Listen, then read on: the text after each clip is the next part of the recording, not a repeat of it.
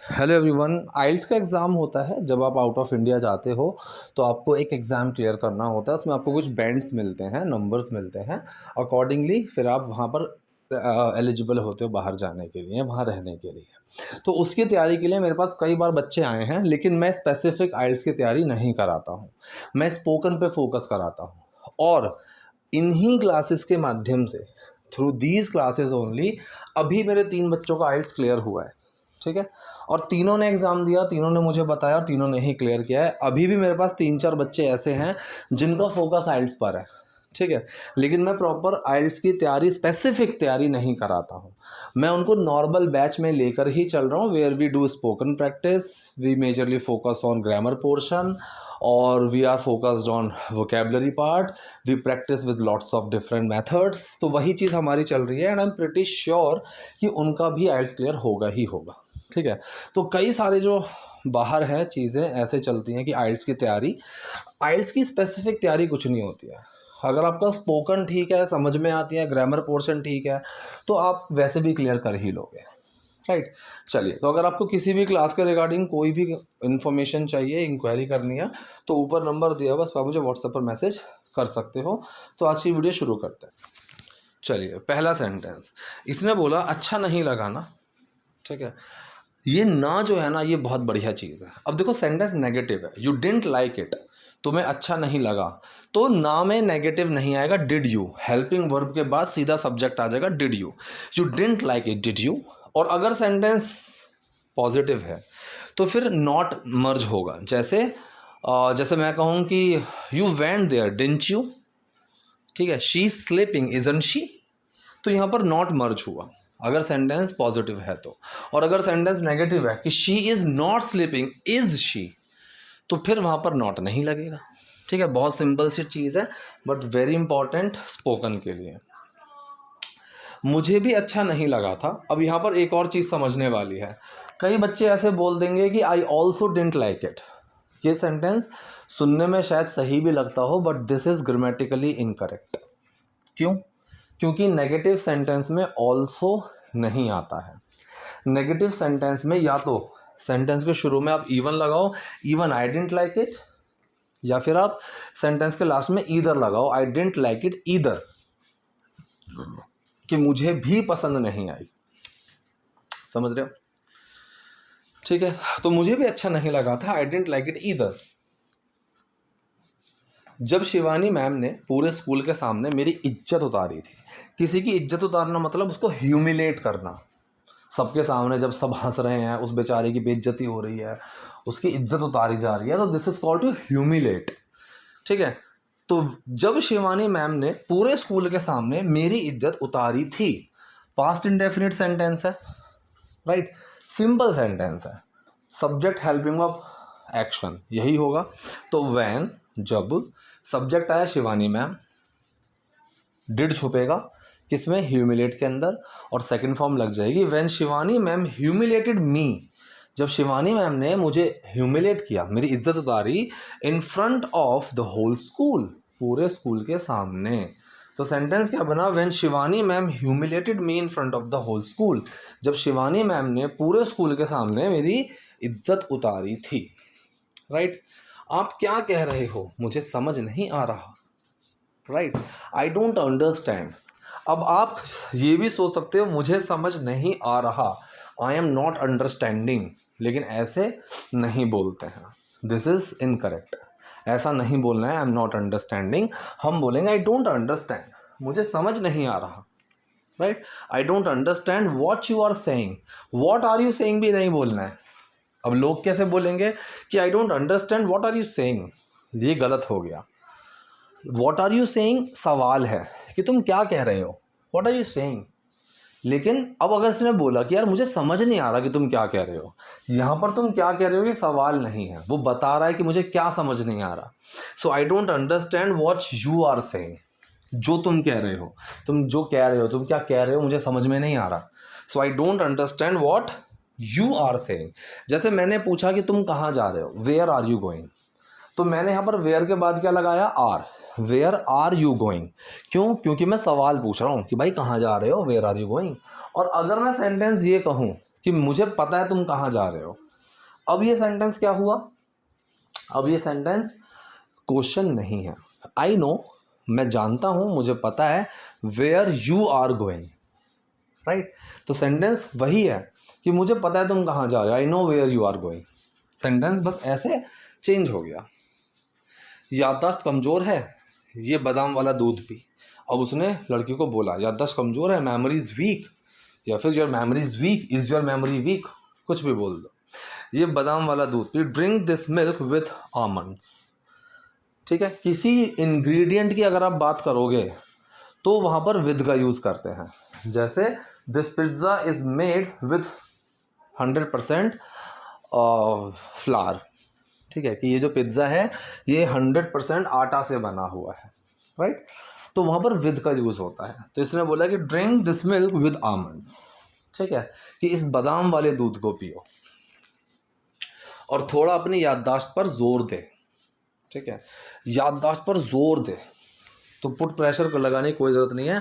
And try to recall properly. Recall का मतलब होता है किसी चीज़ को याद करना, मतलब कोई चीज़ जिसको आप मतलब दोबारा से, कॉल मतलब बुलाना, जो याद आप भूल चुके उसको दोबारा से लाने की कोशिश कर रहे हो, so that is called recall. So try to recall properly, और ठीक से याद करने की कोशिश कर, या फिर अपनी याददाश्त पर जोर दे, right. And try to recall properly. तुझे याद आएगा, यू विल रिमेंबर, एक लड़का पूरे स्कूल के सामने पिटाई खाता हुआ करता हुआ आईएनजी लगाएंगे। ठीक है, कौन, अ बॉय, एक लड़का मार खाता हुआ।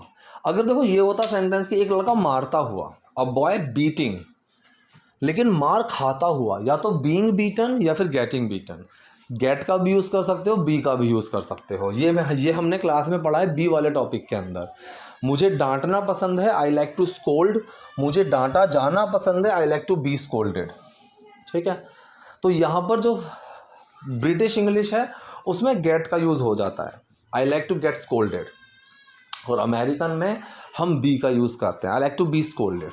ठीक है, तो यहाँ पर सेंटेंस क्या है, अ बॉय पिटता हुआ, बीइंग बीटन या फिर getting beaten, in front of the whole school, पूरे स्कूल के सामने। बी का टॉपिक बहुत इंपॉर्टेंट है स्पोकन इंग्लिश में। देखो कुछ ही टॉपिक्स हैं, ये सारे टॉपिक्स सीख लो, फिर इनकी प्रैक्टिस कर लो स्पोकन में, हो गया आपका काम। कुछ अलग करने की ज़रूरत है ही नहीं। ठीक है, spoken English is really really really easy to learn. The difficult part is to get mastery in terms of fluency.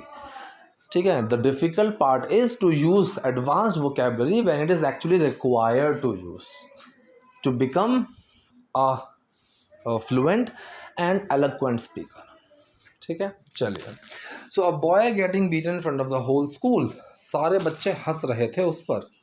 All the kids were laughing at him, at लगाना है, ओवर ऑन कुछ नहीं लगाना है। लाफ, शाउट, इनके साथ जब किसी इंसान पर करने की बात हो तो हम क्या लगाते हैं, एट लगाते हैं। All the kids were laughing at him, सारे बच्चे उस पर हंस रहे थे, राइट। बस मैंने तुझसे बात ही तो की थी। अब यहाँ पर ये बता रहा है कि भाई इसने, तूने शिकायत कर दी थी टीचर से, तो मैंने तुझसे बात ही तो की थी।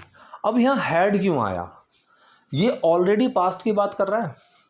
ठीक है, कि टीचर ने मारा था, सब सारे बच्चे हंस रहे थे, राइट, उसको ह्यूमिलेट किया गया था। अब ये पास्ट की बात करते करते उससे पहले की बात में पहुंच गया कि मैंने बस तुझसे बात ही तो की थी, इसीलिए ये सेंटेंस है पास्ट परफेक्ट। कई लोगों को डिफरेंस समझ में नहीं आता है कि what is the basic difference between past indefinite and past perfect. This is the basic difference. यहाँ पर अगर सेंटेंस सिर्फ पास्ट का है, ठीक है, कि शी ह्यूमिलेटेड मी, उन्होंने मुझे ह्यूमिलेट किया, तो ये एक नॉर्मल पास्ट इंडेफिनिट सेंटेंस है। लेकिन अब जब ये पास्ट के पास्ट में पहुंच गया कि मैंने बस तुझसे बात ही तो की थी, so I had just talk to you, I had just talk to you, मैंने बस तुझसे बात ही तो की थी, पूरे स्कूल के सामने पिटवा दिया था तूने मुझे। ठीक है, पूरे स्कूल के सामने पिटवा दिया था। अब ये सेंटेंस कौन सा है, ये सेंटेंस है कॉजेटिव, कि तूने मुझे पूरे स्कूल के सामने पिटवा दिया था। किससे पिटवाया ये नहीं पता। So this causative is subject oriented. Get it done, पहले गेट आएगा, फिर ऑब्जेक्ट आएगा, फिर V3 आएगी। कॉजेटिव सेंटेंस कि हम कई बार प्रैक्टिस कर चुके हैं क्लास में, मैक्सिमम अभी जो क्लासेस हैं सब में मैं पॉजिटिव की ही प्रैक्टिस करा रहा हूँ। One of the most important topics, ठीक है।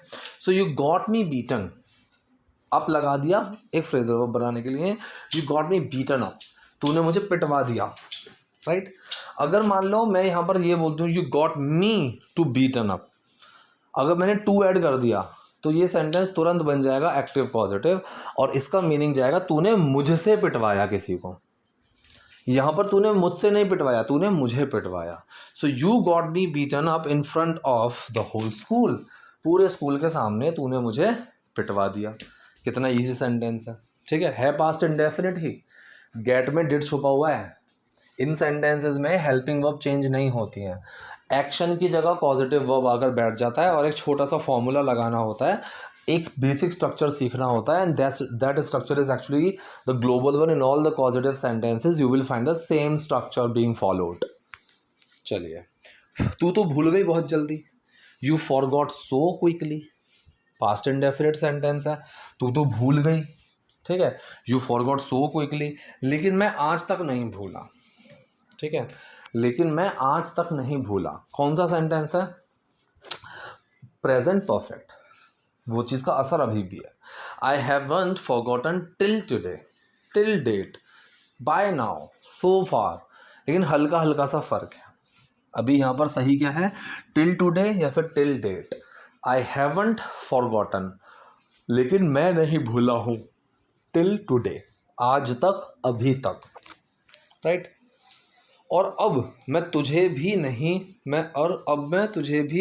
भूलने नहीं दूंगा, और अब तुझे मैं भूलने भी नहीं दूंगा, ठीक है, राइट।